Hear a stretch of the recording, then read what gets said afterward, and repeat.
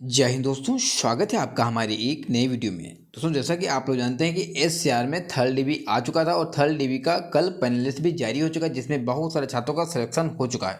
But अभी भी बहुत सारे छात्र ऐसे हैं जिनका डीबी में नहीं हो पाया और वो छात्र थोड़े बहुत नंबर से रह जा चुके हैं। और वो छात्र यही जानना चाह रहे हैं, क्या सर हमारे जोन में क्या और भी सीटें खाली हैं, क्या फोर्थ डीबी भी आ सकती है, क्या कट ऑफ और डिक्रीज हो सकता है, कट ऑफ मतलब डिक्रीज होगा भी नहीं होगा, फोर्थ डीबी आएगी भी नहीं आएगी। तो कहीं ना कहीं छात्रों के मन में एक संकोच होता है कि हाँ हमारा होगा नहीं होगा, कुछ कन्फर्म नहीं होता है। ठीक है, और यहाँ पे कल क्या हो जाए ये किसी को पता भी नहीं होता कि कितनी डीबी आ सकती है, कितनी डीबी नहीं आ सकती है। इसीलिए छात्र कहीं ना कहीं घबराए हुए रहते हैं कि सर हमारा आखिर क्या होगा। ठीक है, तो आज के इस वीडियो में हम एससीआर में फोर्थ डीबी डिटेल में एनालिसिस करने वाले हैं और इसके साथ हम पाँच पाँच आरटीए रिप्लाई भी देखेंगे। मतलब अब मैं कोई एनालिसिस खुद से नहीं करता हूँ, डाटा के हिसाब से मैं एनालिसिस करने वाला हूँ, जिसमें आप लोग देखेंगे कि यहाँ पे अभी 500 प्लस सीटें खाली हैं। इसके लिए यहाँ पे 4 डीबी 50 डीबी 6 डीबी सारी डीबी कंटिन्यू रहेंगी और अभी अच्छे खासे छात्रों का सिलेक्शन यहाँ पे होने वाला है। ये मैं नहीं बोल रहा हूँ, ये पाँच पाँच आरटीई बोलेंगी या मैं थोड़ी देर में आप लोगों को जो दिखाने वाला हूँ वो बोलेगा। बाद में आप लोग बताइएगा ये बात सही है या नहीं सही है। ठीक है, तो फोर्थ डीबी के लिए कितनी सीटें हम ये भी देखेंगे, कट ऑफ कितना कम हो सकता है हम ये भी देखेंगे, और यहाँ पे और कितनी डीबी तक आ सकते हैं, फोर्थ डीबी 50 डीबी कितनी डीबी तक आ सकते हैं, हम सब कुछ इस वीडियो में हम देखने वाले हैं। जैसा कि आप जानते हैं कि यहाँ पे जितना थर्ड डीबी आया था उससे ज़्यादा यहाँ पे पैनलिस्ट आ चुका है। अब बहुत से छात्र डर गए हैं कि सर आखिर यहाँ पे इतना ज़्यादा पैनलिस्ट कैसे आ गया है, क्या यहाँ पे जितनी डीबी आई थी थर्ड डीबी क्या इसमें सारे छात्र पहुँच गए हैं। कहीं ना कहीं छात्र को मन में डर है। ठीक है, तो आज का इस वीडियो अगर आप पूरा देख लेंगे और आप एससीआर से हैं तो आपका ये पूरा डर खत्म हो जाएगा और आप भी कहीं ना कहीं अपने डॉक्यूमेंट बनवाने लगेंगे। ठीक है, इसके साथ साथ हम देखेंगे ये दो पाँच पाँच आरटीए का रिप्लाई, ये तो हम देखेंगे एससीआर के। इसके बाद ही हमारे पास दो दो आरटीए का रिप्लाई आ चुका है दो अन्य जोन से, तो वो भी हम देखने वाले हैं इसी वीडियो में। तो अगर आपको सारे आरटीए के रिप्लाई देखना है तो आपको वीडियो को लास्ट तक देखना पड़ेगा, तभी आपको सारी चीज़ें समझ में आएंगे।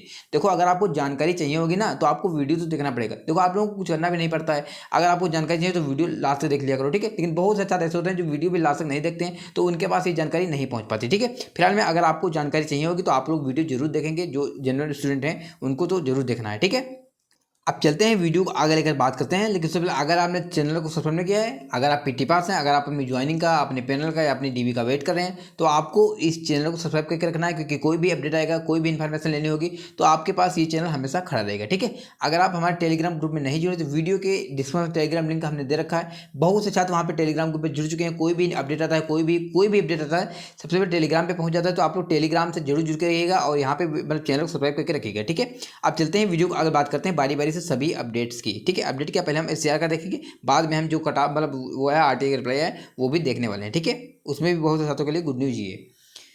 जैसा कि आप जानते हैं कि 2 अप्रैल 2024 को एक नोटिस आता है जिसमें ये थर्ड डीबी का पैनलिस्ट देते हैं। कौन से? एससीआर वाले। एससीआर यानी कि साउथ सेंट्रल सिकंदराबाद जोन के थर्ड डीबी का पैनलिस्ट आता है। ठीक है, इसमें इन्होंने ये भी बोल रखा है कि फर्स्ट फेज, सेकंड फेज और थर्ड डीबी तीनों छात्रों में कहीं ना कहीं जो फर्स्ट डीबी के छात्र पेंडिंग में थे उनका भी है इसमें नाम है, जो सेकंड डीबी के छात्र थे उनका भी इसमें नाम है, और जो थर्ड डीबी के छात्र हैं उनका तो इसमें नाम है ही। ठीक है, तो यहाँ पे जो पैनलिस्ट आता है वो कितने का आता है? 837 छात्रों का पैनलिस्ट आता है। कितने का? 837 छात्रों का पैनलिस्ट आता है।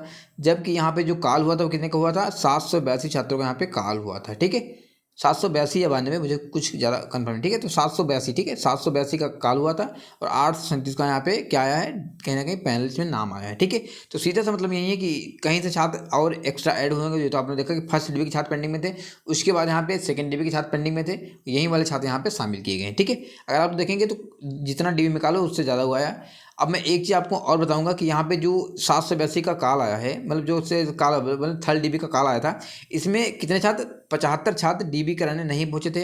इन्होंने एक मौका और दिया था जिसमें 2 छात्र पहुंच गए थे डीबी कराने, और फाइनल तरीके 73 छात्र ऐसे थे जो डीबी छोड़ दिए थे किसमें? 782 में। ठीक है, तो कहीं ना कहीं ये सीटें खाली हो गई, नहीं हो गई। ठीक है, इसके अलावा यहाँ पे बहुत सारे छात्र ऐसे हैं जो मेडिकल में अनफिट हो गए हैं। वो संख्या कितनी है?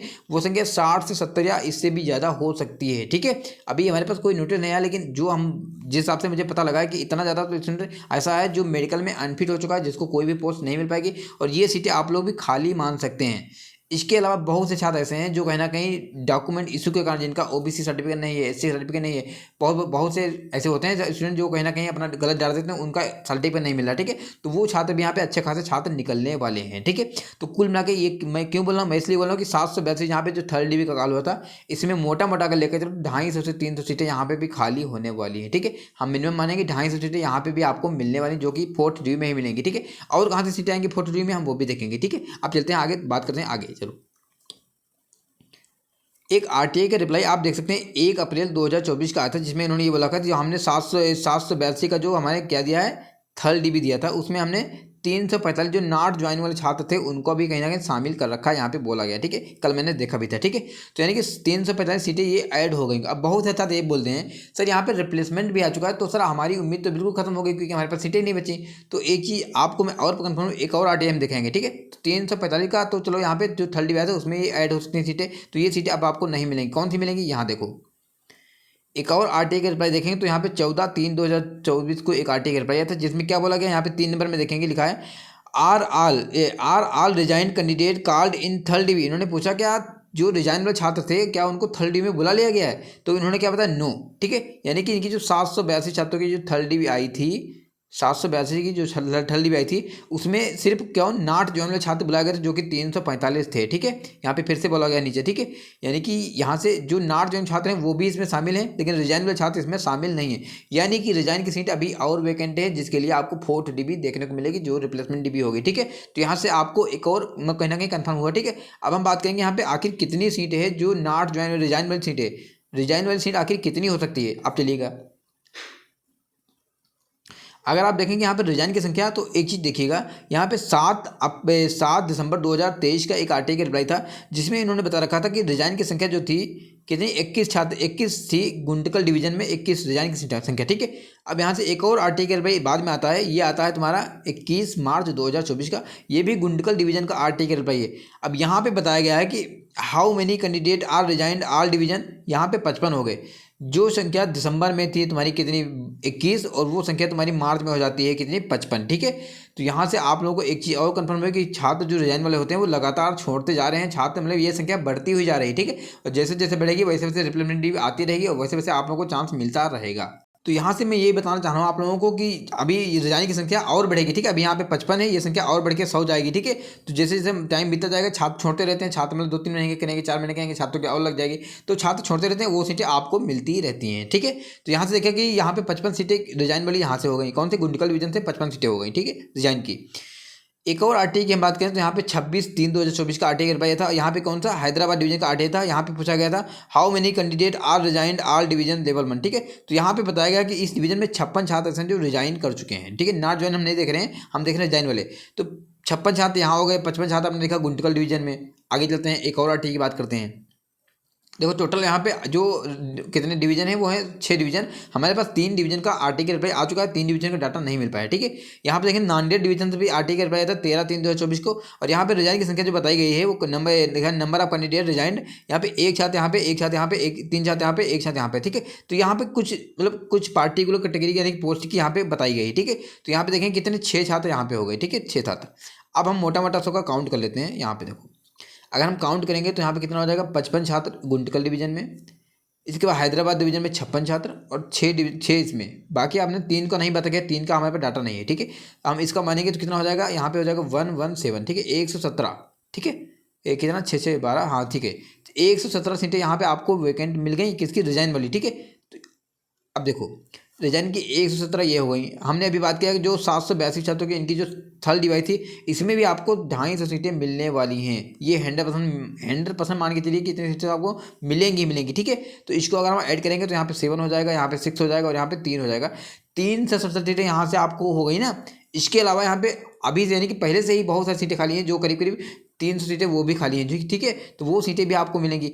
इसके अलावा यहाँ पे क्या होगा, रिजाइन की संख्या हमने बताया कि 3 डिवीजन का हमारे पास डाटा आया जो 117 आया है, इसमें 3 डिवीजन और हैं जिसका हमारे पास डाटा नहीं है। ठीक है, तो उसका भी कहीं ना कहीं सीटें ऐड होंगी। तो मोटा मोटा लेके चलूँ तो 500+ सीटें आपको ऐसे ही मिलने वाली हैं जो कि फोर्थ डिवी में आएंगी। अब ये फोर्थ डिवी में आते हैं कि फिफ्थ डिवी में आते हैं, हो सकता है धीरे धीरे मतलब छोटी छोटी संख्या में, हो सकता है बड़ी संख्या में आए, ये आपको अभी वेट करना होगा और आगे की डिवी के जो भी आएगी तो आपको पता लगेगा। ठीक है, तो ये रहा हमारा सिकंदराबाद जोन का जो हमारा डिटेल में एनालिसिस था। इसमें मैंने यही बताया कि आपको अभी टेंशन लेने की जरूरत नहीं है, यहाँ पे बहुत सारी सीटें खाली। कटाप की बात रही तो कटाप अगर आप लोग कहेंगे तो इसके लिए एक और वीडियो आ जाएगा जिसमें हम अच्छे तरीके से कटाप एनालिसिस भी कर लेंगे। ठीक है, ये वीडियो इसीलिए था कि बहुत सारे ऐसे थे जो उम्मीद छोड़ चुके थे, उनके लिए थोड़ा मोटिवेशन रहे। ठीक है, अब हम बात कर लेते हैं जो अन्य जोनों से आरटीआई रिप्लाई आ चुका है उनके बारे में। ठीक है, यहाँ पे जाएंगे तो यहाँ पे क्या लिखा है 1/4/2024 का एक आरटीआई का रिप्लाई आया था ये कहते ये सेंट्रल रेलवे मुंबई जोन का आरटीआई सीआर मुंबई जोन का आरटीआई है। अभी तक आपने देखा होगा सीआर मुंबई आरटीआई का रिप्लाई नहीं करता है, बट यहाँ पे पुणे डिवीजन से छात्र ने आरटीआई किया था और यहाँ पे रिप्लाई कर दिया गया है। ठीक है, छात्र ने सवाल क्या पूछा था और उन्होंने आंसर क्या है देखिएगा। एक नंबर सवाल था CNRC 019 group D relative information, how many candidate panel in EWS category. यहाँ पे ये पूछा गया कि कितने छात्र ईडब्ल्यूएस के जिनका पैनल में नाम आ चुका है पुणे डिवीजन में। तो उन्होंने बताया 93 कैंडिडेट अलॉटेड, मतलब 93 candidate allotted against EWS category to Pune division against CNRC 019। यहाँ पे ये बोला गया कि 93 छात्रों को हमने क्या किया था, कहीं ना कहीं अलॉट किया था ई कैटेगरी के पुणे डिवीजन से। ठीक है, 93 छात्रों को कहीं ना कहीं क्या हुआ था, अलॉट किया गया था, यानी कि इनका पैनल यहाँ पे दे दिया गया था।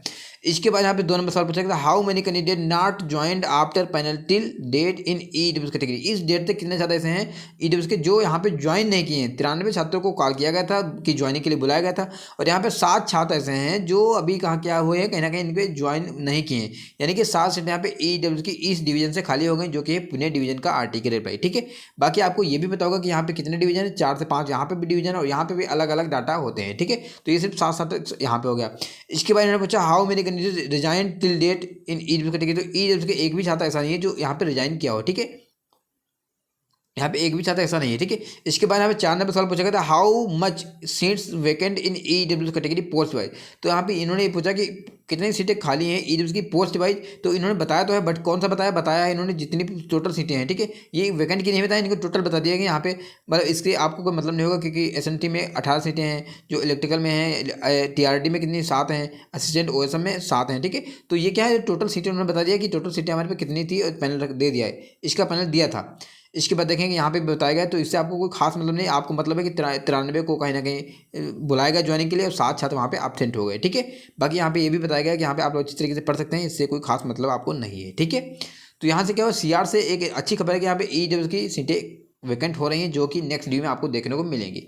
इसके बाद जाएंगे तो एक भुसावल डिवीजन से भी आरटीआई का रिप्लाई आया है, 22/3/2024 का एक आरटीआई का रिप्लाई है। यहाँ पे सवाल ने छात्र ने बहुत पूछे थे, यार आरसी ने एक भी आंसर यहाँ पे नहीं दिया, जबकि आपने देखा पुणे डिवीजन में आरटीआई का रिप्लाई अच्छे से दिया गया और जो छात्र पूछे थे उसका रिप्लाई भी दिया गया। ठीक है, तो अगर ये लोग चाहें तो आरटीआई का रिप्लाई दे सकते हैं, बट जो यहाँ पे बैठे हैं वो अच्छे तरीके से होने चाहिए और वो थोड़ा मतलब कहीं ना कहीं अपडेट होने चाहिए, तभी वो आरटीआई का रिप्लाई दे पाएंगे। बट आलसी लोग बैठे रहेंगे तो वो कभी आरटीआई का रिप्लाई करेंगे नहीं। ठीक है, तो कुल मिला के आप लोग बताइएगा, वीडियो अच्छा लगा वीडियो को लाइक कीजिएगा, चैनल सब्सक्राइब कीजिएगा। मिलते हैं किसी वीडियो में, bye bye, good night, take care.